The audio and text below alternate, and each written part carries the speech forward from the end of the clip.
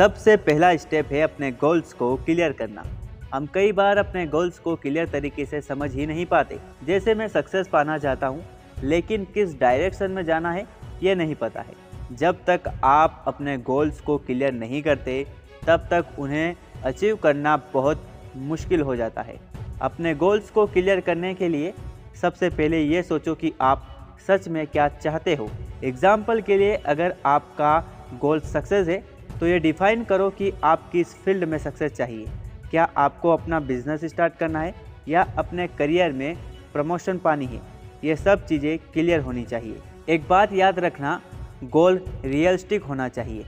आपको अपने गोल्स को अपनी करंट कैपेबिलिटी के हिसाब से सेट करना होगा। आपका गोल आपकी लाइफ के ओवरऑल विजन से मैच करना चाहिए। हर गोल को एक डेडलाइन देना ज़रूरी है। जैसे मुझे ये गोल 6 महीने के अंदर अचीव करना है। अगर आप अपने गोल्स को स्मार्ट बना लेते हो तो आपको उन्हें अचीव करना काफ़ी आसान हो जाता है। अब बात करते हैं एक्शन प्लान की। गोल सेटिंग सिर्फ सोचने तक ही लिमिटेड नहीं रहनी चाहिए। अगर आप अपने गोल को अचीव करना चाहते हो तो आपको एक सॉलिड एक्शन प्लान की ज़रूरत पड़ेगी। एक्शन प्लान का मतलब है कि आप अपने गोल्स को छोटे छोटे स्टेप में डिवाइड करेंगे। जैसे अगर आपको अपना बिजनेस स्टार्ट करना है तो पहला स्टेप हो सकता है अपने बिजनेस आइडिया को फाइनलाइज करना। दूसरा स्टेप मार्केट रिसर्च करना।